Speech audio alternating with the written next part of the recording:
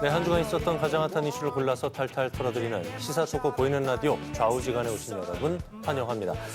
진보 보수를 대표하는 여야 정치 고수들의 썰 전쟁, 좌우지간. 언제 봐도 또 풀어지는 분이죠. 행동하는 젊은 보수 광대기 변호사, 열정과 패기로 청년의 힘을 제대로 보여주겠다는 젊은 진보, 변용대 더불어민주당 강원도당 청년 대변인과 함께합니다. 어서 오십시오. 자, 어제 많은 일들이 있었어요. 오늘 할 얘기들이 좀 많을 것 같은데. 네. 그래서 오늘 좌우지간 주제가 혼란의 정치권, 그 파장은이란 주제인데 이 주제로 얘기를 한번 나눠볼까 합니다. 윤 전 대통령의 결심 공판에서 법정 최고형인 사형이 구형됐어요. 강 변호사님 어떻게 보셨어요? 특검의 태동 과정이나 수사 방향이 사형에 초점을 맞춘 그러한 정치적 기구였기 때문에 사형의 구형이 나올 거라고는 예상을 했습니다. 우리나라가 사형 집행을 안 한 지 30년이 된 것도 아마 특검이 사형을 구형하는 거에 대한 부담감이 덜 했을 거라 보여지고요. 다만 특검이 구형을 하면서 사형이라고 구형을 하면서 윤석열 대통령의 비상계엄 선포는 이 사건은 전두환 노태우 때보다 더 심한 사건이다라고 얘기를 했습니다. 근데 우리 근대 법학의 근간이 되었던 함무라비 법전에 의하면 결국 그게 눈에는 눈, 이에는 이거든요. 전두환 때는 정말로 많은 국민들이 사상자가 발생했죠. 사망자도 발생하고 부상자도 발생했습니다. 근데 12월 3일 비상계엄 선포로 인하여 한 3시간 정도는 국회 안에 여러 혼란이 있었다 하더라도 국민들 중에 아무도 사망하거나 부상하거나 한 사람이 없는데 이게 어떻게 전두환 노태우 때보다 심한 거냐라고 할 수 있는 거냐. 그러한 구형의 이유에는 의문이 좀 있습니다. 네, 변 대변인님. 저는 상당히 의미 있는 구형이라고 생각합니다. 우리나라 헌법에서는 사형을 규정하고 있습니다. 그러나 실질적으로는 집행이 되지 않아서 실질적 사형 폐지국으로 지금 분류가 되어 있긴 합니다. 그렇지만 형법이 정하는 최고형인 사형을 구형했다는 점에서 앞으로 지도자에게 이런 헌정문란의 이 사태에 대해서 책임을 묻겠다라는 뜻으로 보이고요. 변호사님께서 전두환 때는 사상자도 있었고 그 기간도 길었다 이런 말씀을 해주셨는데 내란죄의 구성 요건의 사상자 수와 계엄의 지속 시간 이런 요건은 없다는 말씀을 드리고 우리나라가 전두환 대통령에 비해서 지금 훨씬 민주주의가 공고화되어 있습니다.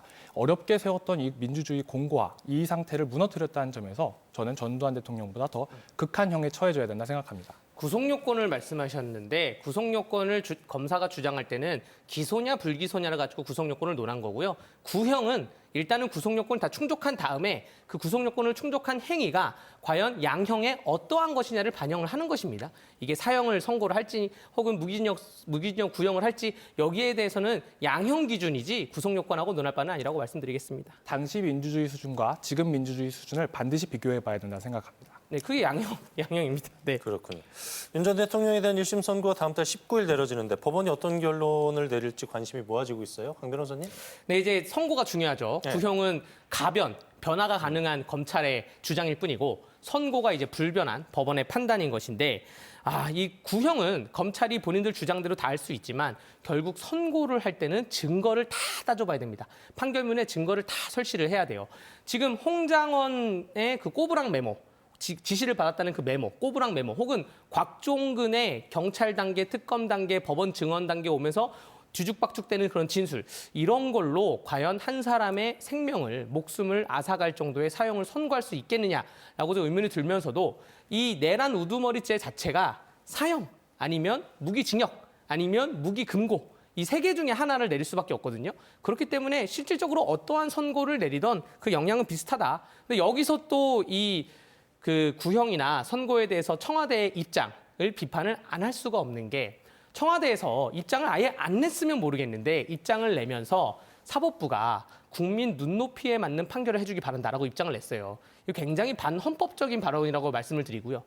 법관은 판단을 할 때 국민 눈높이보다는 법과 양심에 따라서 독립적으로 판단을 해야죠. 만약에 어떠한 중범죄자가 있는데 국민들이 풀어주라고 하면 풀어줘야 되고 국민들이 그 경범죄자가 있는데 잡아놓으라면 잡아놔야 됩니까? 법관은 오로지 법정 안정성에 대해서 법으로만 판단을 해야 된다고 보여지고요. 국민 눈높이에 의해서 만약에 판단을 해야 된다? 그럼 이재명 대통령 본인 재판도 국민 눈높이에 맞게 빨리 재개해서 재판 받으시길 바랍니다. 전 대변인님. 네, 이번 비상계엄은 공권력을 불법적으로 투입해서 영구 집권하려는 시도로 볼 수밖에 없습니다. 그 과정에서 걸림돌이 될 것 같았던 국무위원은 국무회의에 소집하지도 않았습니다. 그리고 국무위원의 심의할 수 있는 권한을 명백하게 침해했습니다. 불법적이고 이런 반헌법적인 국회와 선관위 등을 헌법기관 등을 장악하려는 시도를 분명히 보였다는 점에서 예. 저는 아주 엄벌에 처해져야 된다. 다시 한번 말씀드립니다. 그렇군요. 윤 전 대통령이 내란 우두머리 사건 외에도 7개 재판이 더 남아 있죠. 이번 주 금요일에는 공수처의 체포방해 사건에 대한 1심 선고가 처음으로 나옵니다. 내란 혐의 관련 중요 피고인들 한덕수 전 국무총리, 이상민 전 행안부 장관 선고 역시 또 이어지게 되는데 변 대변인님 어떻게 전망을 하고 계세요? 우리 법원은 과거에 성공한 쿠데타도 처벌한 경력이 있습니다. 이력이 있습니다. 성공하지도 못한 쿠데타, 친위 쿠데타, 1, 2, 3 비상계엄을 주도하거나 최소한 개입, 그리고 묵인한 자에게도 무거운 형이 내려져야 된다고 생각합니다. 그래야 이렇게 헌정 질서를 문란하는 이러한 다시금, 이런 역사의 불행이 없어져야 된다고 생각을 하고요. 사법부가 이번 비상계엄 사건을 계기로 무너진 헌정 질서를 회복하는 계기로 삼기를 바랍니다. 네, 일단 앵커님께서 체포 과정에서 있는 재판 결과를 어떻게 생각하냐 하니까 예. 뭐 계엄이니 뭐 내란 우두머리니 이런 거 다 빼고 체포 과정만 딱 집어서 말씀을 드릴게요. 지금 우리 정부가 김대중, 노무현, 이명박, 박근혜, 문재인 이 5개의 정부가 오는 동안에 공통점이 뭔지 아십니까? 단 한 번도 청와대를 압수수색을 못 들어갔어요.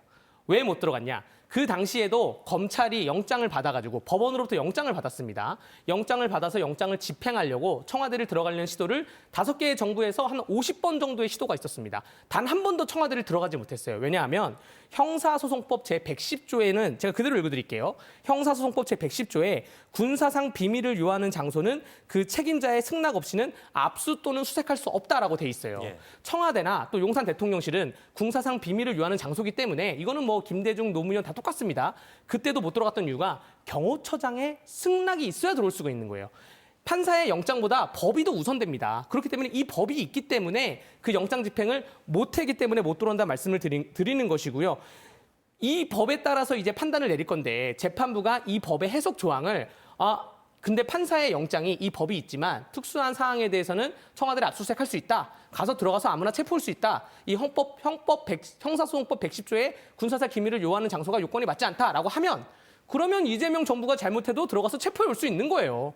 근데 저는 이재명 정부가 아무리 잘못을 했다 하더라도 법은 법이기 때문에 이 법을 바꾸지 않는 이상은 이재명 청와대도 들어가서 체포를 할 수 없다라고 생각을 합니다. 거기에 따라서 법원의 판단이 법률가로서 좀 궁금할 따름입니다. 이재명 정부에선 그런 일이 발생하지 않을 것입니다.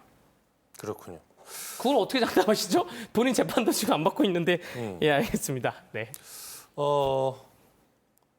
윤 전 대통령이 사형규형을 받고 몇 시간 뒤에 국민의힘이 당원 게시판 사태와 관련해서 한동훈 전 대표 제명 처분을 내렸어요. 네.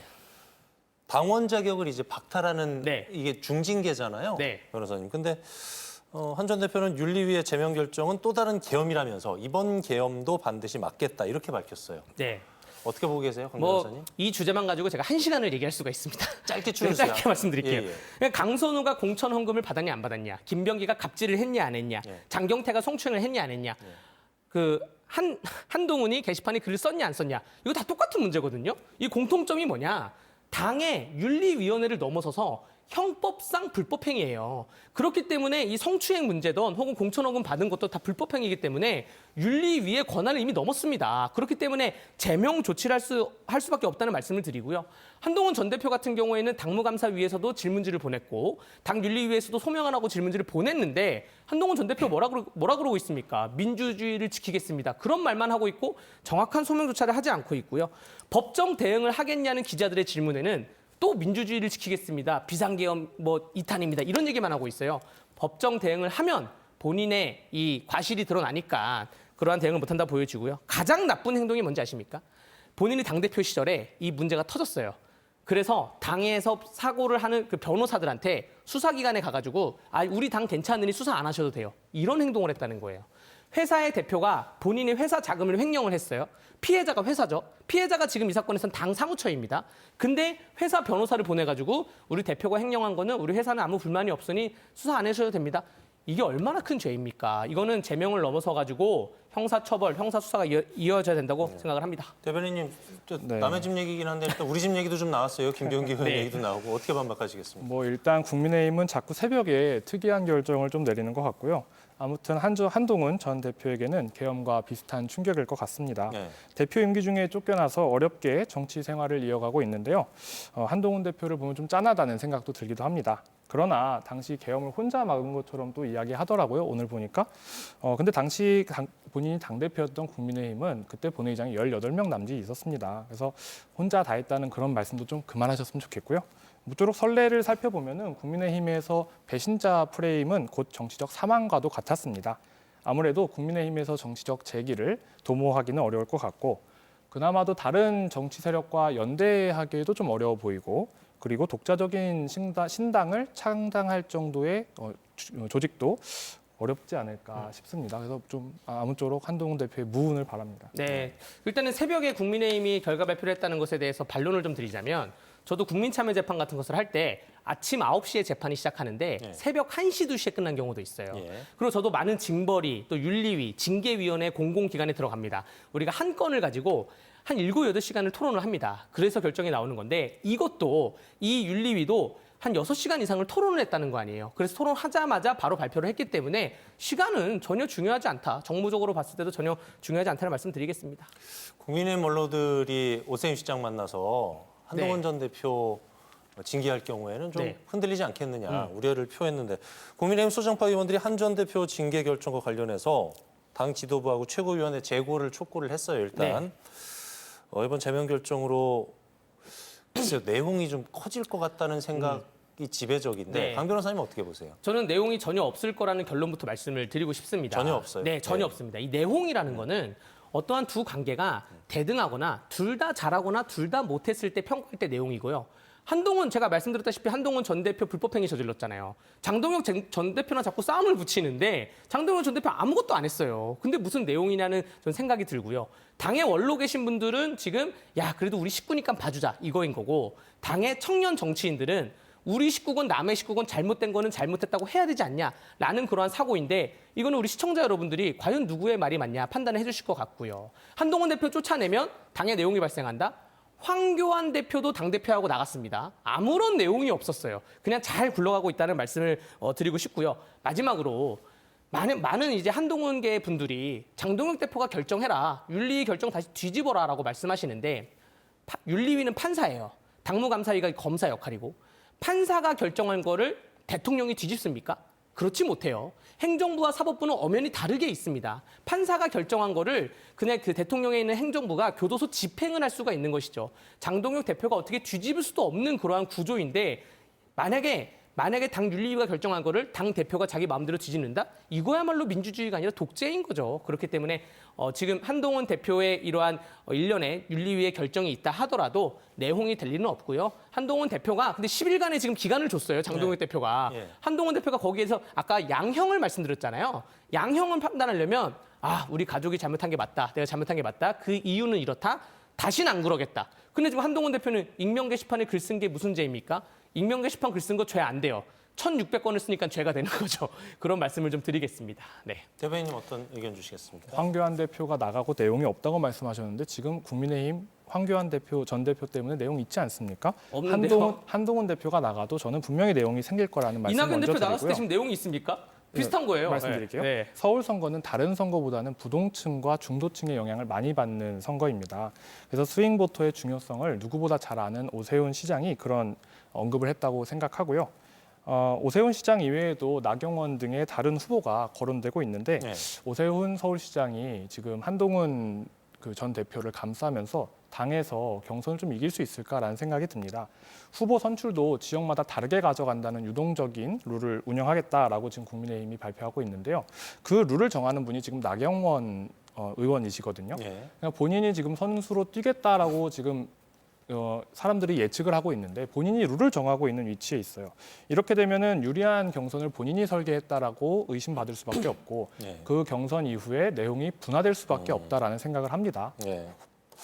일단 오세훈 말씀하시니까 잠깐 천원을 하자면 광역 단체장들은 제발 중앙 정치에 관여를 안 했으면 좋겠습니다. 지금 김진태 강원도지사 중앙 전체 선을 긋고 강원도에만 최선을 다하고 있잖아요. 예전에 홍준표 전 대구시장에 있으면서도 SNS에 중앙정치 글을 계속 썼어요. 그러니까 오세훈 서울시장도 우리가 강원도 방송이지만 만약 이 방송을 보고 계시다면 중앙정치와는 선을 긋고 서울시정 정책 발전에만 구상을 하시길 바랍니다. 네. 국민의힘이 당명을 교체하기로 결정한 것도 좀 짚어봐야 될 부분인 것 같아요. 이게 2020년도 9월에 바뀌었으니까 이제 한 5년 반? 네. 뭐 이 정도 만인 것 같은데 국민의힘 당명 교체 카드 두 분 어떤 평가를 내리고 있는지 궁금한데 먼저 이 부분은 변 대변인님 한번 들어볼까요? 나쁜 사람이 개명하면 착한 사람이 됩니까? 위기 때마다 당명 바꿔서 위기가 극복이 되었나요? 중요한 건 당명이 아니라 그 구성원입니다. 국민의힘의 퇴색한 당 이미지는 그 당 이름이 아니라 그 당 구성원이 만든 것이에요, 사실은. 결국 당명을 바꾸는 것이 본질이 아니라는 것은 국민은 이미 다 알고 있습니다. 국민에게 감동을 주고 쇄신하는 길은 앞으로 나올 사법부의 판단을 겸허히 받아들이는 것이라고 생각합니다. 부정선거, 사이비 종교, 계엄 옹호론자들을 당당하게 절연할 수 있는 용기를 보여주는 것. 그것이 제1야당이 먼저 해야 할 일이라고 저는 생각합니다. 지금 우리나라에 있는 개명 신청 제도는 네. 나쁜 사람은 개명을 못하도록 되어 있습니다. 정가자는 아예 개명 신청하면 그 이유가 소명이 안 되면 그 개명 못하도록 되어 있다는 말씀을 드리고요. 저는 이제 그 10년도 그 한나라당에서부터 새누리당 올 때 2010년도에 한나라당에서 새누리당 올 때는 제가 반대했고요. 새누리당에서 자유한국당에서 미래통합당에서 국민의힘 제가 다 반대했어요. 근데 얼마 전에 그 당에서 여론조사 전화가 와서 당명 교체에 찬성하냐 했을 때는 찬성을 눌렀습니다. 왜냐하면 지금 국민의힘이 이름이 중요한 게 아니라 정강 정책이 당 강령이 너무나 보수 가치관을 흔들 정도로 지금 흔들려 놨어요. 왜냐하면 그 미래통합당 때 뭐 김종인 비대위원장 들어오고 여러 가지 비대위원장이 섞여 들어오면서 더불어민주당에서 이재명 정부에서 추진하는 이른바 현금 살포 그러한 경제 정책에 대해서 동조하기 시작하는 거예요. 그래야지 우리도 선거에 이길 수 있다. 그러면서 보수의 가치관이 흔들었기 때문에 그러한 문제, 이 시장 경제 자유주의를 포방하고 이 세계적 흐름에 편승하기 위해서 그러한 정강 정책을 바꾸면서 당명도 그런 식으로 좀 개정을 해야 된다고 생각이 되고요. 다만 제가 국민의힘에 좀 바라는 건 뭐냐면 지방선거가 한 달 후가 지나면 한 2월 20일경부터는 예비 후보 등록을 하고 선거운동을 시작합니다. 네. 근데 지난번에 미래통합당으로 바뀌면서 어떤 일이 있었냐면 자유한국당 옷을 입고 선거운동을 하다가 미래통합당으로 갑자기 이름이 바뀌었어요. 색깔도 바뀌었어요. 후보자들이 굉장히 큰 혼란을 겪었습니다. 당명 바꿀 거면 한 다음 주 안에 빨리 바꾸길 바랍니다. 네. 아니, 기본소득하고 그 경제민주화 말씀하시는 것 같아요. 그 민주당이 지향하는 정책 지향을 지금 국민의힘 당원이 담고 있는데요. 네. 이때 이렇게 담아놓고 우리가 변화했다, 표달라고 얘기해놓고 지금은 다시 없애려고 하는 게 바로 저는 위선이라고 생각하는 저는 것입니다. 반대했다니까요. 전 제 의견 말씀드리는 아니, 저도 거예요. 그 부분에 대해서. 네. 주호영 국회부의장 국민의힘 소속이잖아요. 네. 이분도 방송 인터뷰에서 당명 변경에 대해서 내용은 똑같으면서 포대가리만 하는 것이 바람직하지 않고 성공하지 못한다 이렇게 지적을 네. 했어요. 당 쇄신에 대해서 어떤 아쉬움을 좀 표현한 것 같은데 이 부분에 대해서는 강 변호사님 어떻게 보고 계세요? 네, 저는 이 대변인이 말씀하시는 인물을 바꿔야 된다. 지금 주호영도 지금 내용을 바꿔야 된다 말했잖아요. 네. 그 부분에는 뭐 일부 공감하는 바가 있습니다. 근데 주호영 부의장 같은 분이 이런 얘기 하시면 안 되죠. 내용을 바꾸면 주호영 부의장부터 바꿔야 되는 분이에요. 무슨 말씀을 드리냐면 저희가 국민의힘 전당대회에서 이준석 당대표가 선출되었던 그 전당대회에 네. 주호영 당시 후보자와 이준석 후보자의 토론회를 보면 주호영 후보자가 이준석 후보자한테 하는 말이 뭐냐면 나는 5선 국회의원이야. 지금 6선이시죠. 나는 5선 국회의원인데 너는 국회의원 선거 나가서 한 번도 당선 못 됐잖아. 너 3번 떨어졌잖아. 네가 어떻게 당대표를 해? 하니까 이준석 당시 당대표 후보자가 동네 뒷동산에 누가 못 올라갑니까? 대구에 나가면 다 당선될 수 있어요. 당시에는 분위기가 대구의 국민의힘 분위기로 나가면 다 당선되는 분위기여서 네. 아니 그러면 주호영 우리 그 지역구 바꿀까요? 상계동 나오시겠어요? 상계동 나와서 국민의힘이 당선 쉽겠어요? 대구에 나가서 누구나 당선될 수 있습니다. 당신 같은 사람이 영남에서 너무나 그 고인물처럼 행동하기 때문에 당이 망가지는 겁니다라고 해서 거기에 당원들이 박수치고 이준석 당대표가 탄생을 했거든요. 그래서 만약에 내용을 물갈이할 거면 영남 지역에 있는 4선, 5선, 6선 의원들이 기득권을 내려놔야죠. 그래야지만 국민의힘이 새롭게 태동할 수 있다 생각되는데 지금 주호영 부의장 대구시장 또 나온다는 거 아니에요. 제가 공교롭게도 주호영 부의장과 이준석 국회의원의 옛날 토론을 얘기해서 두 분이 사이가 안 좋아질 것 같지만 두 분이 지금 같이 출국을 해서 국회 그 멕시코에 가 있다는 좀 말씀을 좀 드리는 걸로 갈무리하겠습니다. 젊은 고수의 얘기 잘 들었습니다. 예. 전 대변인님 어떤 의견 주시겠습니까? 주호영 국회부의장이 계엄과도 관련해서 최근 유의미한 의견을 많이 주시는 것 같습니다. 당의 중진이신 만큼 말씀과 더불어서 네. 행동과 실천 이루어지길 바라고요. 네. 최근에 필리버스터 국면에서 사회를 거부하는 등의 무책임한 모습을 보여주셔서 실망하기도 했지만 대구시장 경선 준비하시면서 추경호 의원과 좀 본질적 변화의 필요성을 차별점으로 좀 두시려고 하는 것 같아요.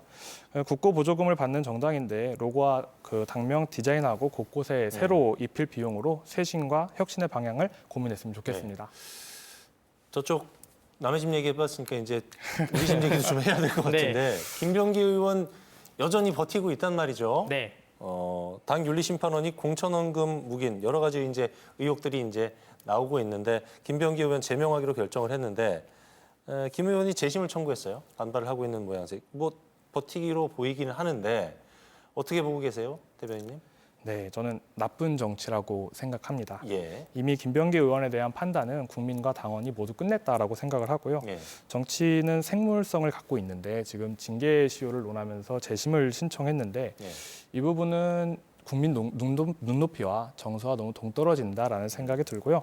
윤리심판원이 1월 내로 징계 절차를 마무리하고 수사 상황을 좀 진행되는 부분을 면밀히 살펴봐야 된다고 생각합니다. 본인 차원에서 억울한 것이 있을지 몰라도 우리의 눈높이는 당원과 국민이어야 한다는 생각이 듭니다. 전직 원내대표로서 좀 더 책임 있는 모습을 보여주셨으면 좋겠습니다. 예. 김병기 대표의 워딩이 한 달만 시간을 달라라는 거 아니에요. 네. 한 달도 시간을 못 줍니까? 여러분들 한 달이 왜 중요한지 아세요? 한 달 후면 지방선거 공천 시즌이에요. 본인이 지금 국회의원이고 동작구의 당협위원장, 동작구의 지역위원장으로서 공천권을 공천 헌금을 받고 행사하다가 지금 문제가 된 거 아닙니까? 근데 내가 마지막 이번 선거까지 한탕 해먹겠다. 지금 저는 이렇게 보일 수밖에 없어요. 혹은 아니면 내가 이미 어느 정도 그 공천 헌금을 미리 받아둔 것도 있는데 거기에 대해서 어떻게 취소를 하냐. 그렇기 때문에 한 달만 시간을 줘서 나한테 충성하는 사람을 내가 공천을 다 주고 그다음에 당을 나가던가 하겠다라는 건데 지금 만약에 김병기를 제명하면 더불어민주당 지역위원장이 새롭게 공모가 되던가 혹은 사고당협이 되면서 동작구에 있는 다른 사람들이 와서 함께 관리를 하거든요. 그럼 어떤 문제가 발생하냐. 지금 거기 있는 구의원들이나 서울시의원들이 김병기한테 무서워가지고 쩔쩔매고 하는 사람들이 김병기가 제명을 당하자마자 서로 너도 나도 없이 제보가 막 쏟아져 나올 거예요. 나도 당했다. 나도 당했다. 왜냐 그래야지만 새로운 지역위원장한테 편승할 수 있기 때문에. 제가 이건 지금은 정말 정치권에 굉장히 더럽고 추악하고 내밀한 부분을 말씀드리는 거예요. 그렇기 때문에 김병기가 다시는 동작구에서 이번 2026년 6월달 지방선거 공천권을 행사 못하게 하기 위해서라도 바로 제명을 해야 된다 말씀을 드리고요. 지연된 정의는 정의가 아니다라는 말씀을 드리겠습니다. 한 달이라는 기간 얘기를 하면서 우리 집 얘기를 아주 소상하게 해줬는데 변 대변인님 어떻게 반대 의견을 좀 피력해 주셔야 될 것 같은데요. 일단 김병기 전 원내대표가 굉장히 당과 이 정부에 부담을 주고 있는 게 사실이죠. 예. 그리고 공천 헌금을 김병기 의원이 직접 받았다고 지금 드러난 것은 아니기 때문에 그 부분은 조금 비약이시라고 저는 생각을 하고요. 앞으로 이 윤리심판원에 대한 판단과 그다음에 수사 상황 좀 면밀히 지켜봐야 된다 생각합니다. 제가 또 첨언을 좀 드리자면 예. 국민의힘도 이준석 그 당대표가 국민의힘에 있을 때 예. PPAT라는 시의원, 도의원, 군의원에 대해서 기본 시험을 도입했어요. 그때 영남권에 있는 국회의원들이 얼마나 반발했냐면 이미 마음속에 공천 주고 싶은 사람이 정해져 있는 거예요. 비례대표 1번, 시의원, 군의원이 정해져 있는 거예요. 근데 내가 정한 사람이 이 시험 봐서 떨어지면 어떻게 돼? 공천 못 주는 거죠. 거기에 대해서 굉장한 반발이 있었습니다. 양당의 다 고질적인 문제라 생각되고 이거를 해결하려면 어떻게 해야 되냐? 지방선거, 지방의원, 정당 공천제를 폐지해야 됩니다. 2006년 이전으로 돌아가서 시의원, 도의원들을 왜 정당에서 공천을 줍니까? 그러니까 국회가 싸우는 건 그렇다 치는데 시의회도 싸우고 도의회도 싸우고 시장 시의회가 싸우고 지금 너무나 국민들이 피로감을 느끼잖아요. 정당 공천제를 폐지해서 다시 과거로 돌아가서 정말 지역 풀뿌리 민주주의로 돌아가야 된다고 생각합니다. 어쨌든 이제 민주당이든 국민의힘이든 최근에 불거지고 있는 여러 가지들이 결부가 되는 건 지방선거와 네. 연결이 되기 때문이 아닐까 싶고요. 2026년 어떻게 보면 최고의 화두가 아닐까 싶은데 선거를 이제 코앞에 두고 있는데 대전하고 충남, 광주하고 전남 광역자치단체 통합 논의가 불붙고 있어요. 물론 강원도는 광역시는 없죠. 광역시가 없어서 초광역 통합이 불가능하지만 불가능하지만 네. 광역 행정 통합이 현실화되면은 강원도 비롯해서 전국 시군 통합이나 특별지자체 논의도 불이 붙지 않을까 뭐 이런 생각도 해보게 되는데 변 대변인님 어떤 의견 주시겠어요? 네, 일단 충청권과 호남권 초광역 통합에 예. 전국적인 관심이 쏠리면서 우리 강원특별자치도 3차 개정에 대한 관심도가 좀 밀리고 있는 것 같습니다. 네. 다만 현 정부는 수도권 과밀화를 해결하기 위해서 전국을 5개 초광역 단위로 분산하고 특별자치도에도 각 지역별로 핵심 산업을 개발한다는 5극 3특 정책을 갖고 있습니다. 네. 강원특별자치도의 고도화를 이뤄내기 위해서 이번 선거를 기회 삼아서 강원특별자치도 3차 개정을 이뤄냈으면 좋겠다는 생각이 들고요. 무엇보다 이 법안은 송기헌 의원과 국민의힘의 한기호 의원이 공동 발의한 만큼 강원도의 정치력이 한 군데 모여서 반드시 이번 기회에 통과되었으면 좋겠다는 생각이 듭니다.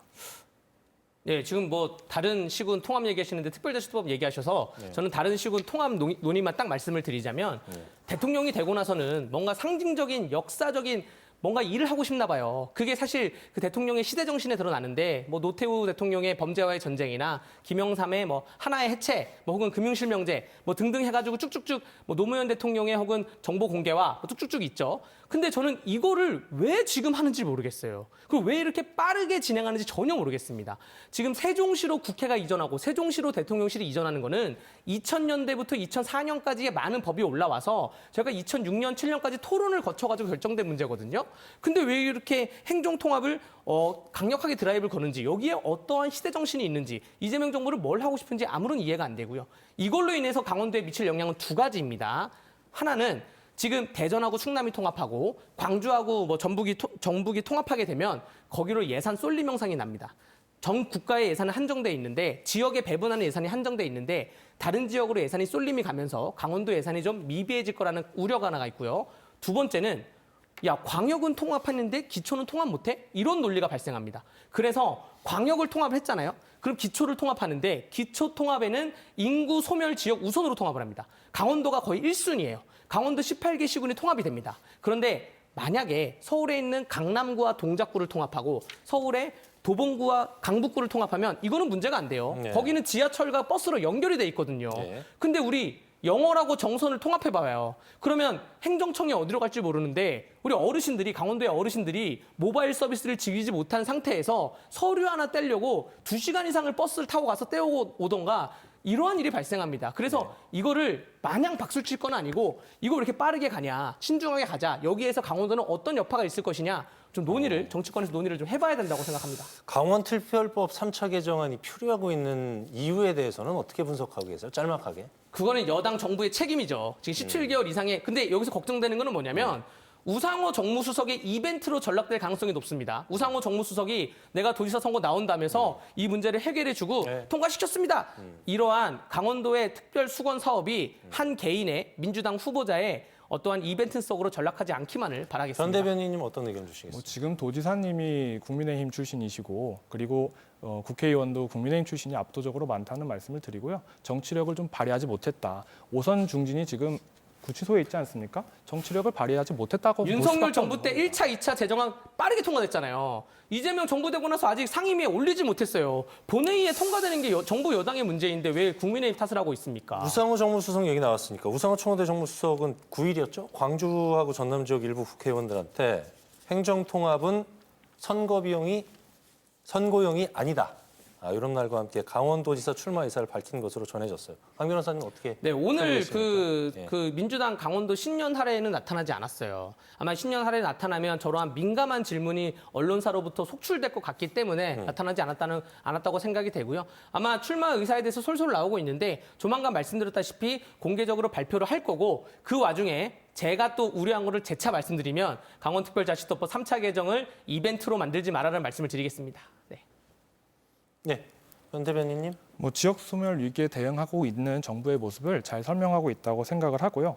아무래도 충청권하고 호남권 전개가 지금 파격적이고 급진적이라서 강원도가 지금 상대적으로 뒤지는 느낌입니다. 이럴 때일수록 정부 여당 출신의 정무수석 출신의 후보가 나타난다는 것은 저는 네. 이벤트용이라고 하지만 결과가 생긴다면은 우리 강원도에도 좋은 일이라고 생각합니다. 네. 마지막 질문 짧게 드려야 될 것 같은데요. 장동혁 국민의힘 대표하고 이준석 개혁신당 대표 첫 회동에도 관심이 집중이 됐습니다.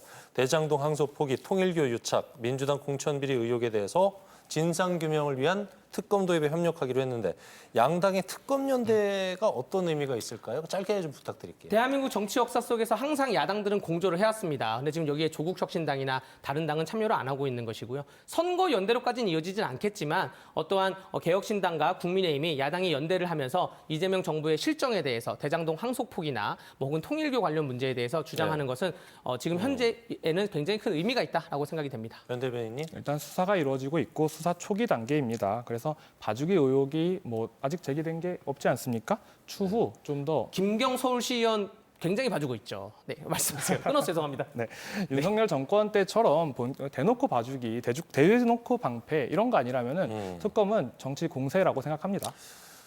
좌우지간 오늘의 주제가 혼란의 정치권 그 파장에 대한 여러분의 한 줄 평을 들어야 될 것 같아요. 먼저 변 대변인님. 네, 저는 칼춤 아니고 탈춤입니다만입니다. 윤석열 전 대통령이 이번 사형, 구형을 두고 특검의 광란의 칼춤이라고 이야기합니다. 황당합니다. 대통령께서 그렇게 주창하시던 자유민주주의가 이렇게 어렵게 돌아왔습니다. 자유민주주의는 삼권 분립에 기반한 법치와 권력자에 대한 시민의 견제를 전제합니다.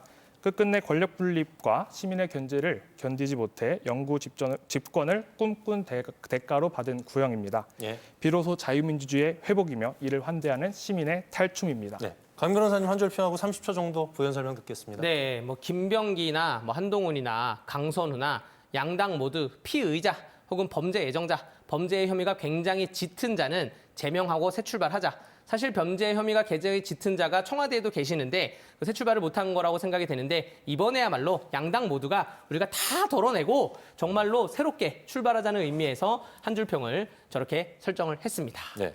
자, 좌우지간 오늘 함께해 주신 강대규 변호사, 변용대 대변인과 얘기 나눠봤습니다. 오늘 말씀 잘 들었습니다. 네, 뉴스 그 이상의 뉴스 지원 뉴스쇼. 오늘 저희가 준비한 소식은 여기까지입니다. 편안한 저녁 시간 보내십시오. 고맙습니다. morning, it's a beautiful